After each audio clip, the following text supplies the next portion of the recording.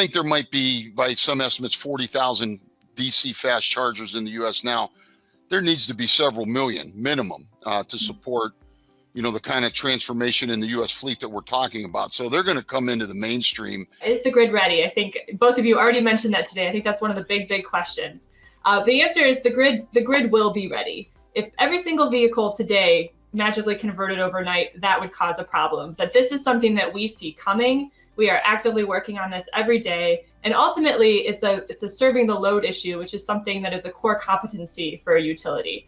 We did it back in the 30s with electrification. We did it with air conditioners. So it's something that we are going to be ready for. First impacts like tightening of capacity is that local sub level.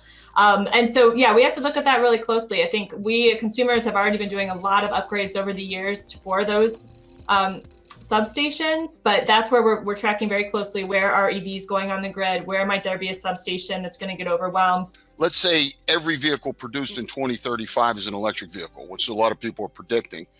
You would have 75 million electric vehicles. You'd still have 200 million ICE vehicles. That's in 12 years from now or 13 years from now. So just like the cell phone, when the smartphones came in, it grew over time, and then all this infrastructure support. The grid is built to handle that peak load, which historically has been between 3 to 5 p.m. when everyone comes home and turns on their lights and starts cooking dinner.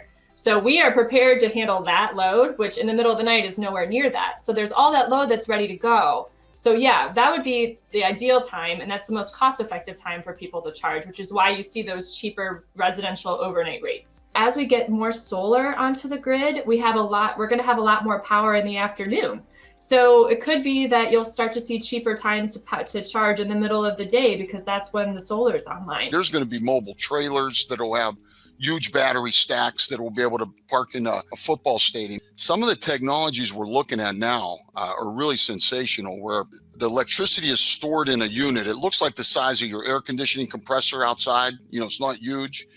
And then so it sucks in and stores electricity at the absolute cheapest non-peak hours. And when it dispenses it, it doesn't matter what time of day, because the energy was stored at the non-peak hours. And this is just a couple years into the journey. So think about how much the vehicles have advanced, and then the charging infrastructure in terms of the battery technology, the software that'll help manage the grid, the intake into the capacity to intake into the vehicle. That's all going to progress as well. And actually, just last week, there was an exciting announcement about the National Electric Highway Coalition. And so this was a whole bunch of utilities that raised their hands and said, we're going to figure out how to do this all together. So what we're looking at is, how do we connect the dots for people who are doing that road trip? And one of the most specific ones is across state lines. The vehicle got invented, and then of course Henry Ford kind of automated the assembly line and made it available to the masses back in the early 1900s. And the infrastructure wasn't there either then,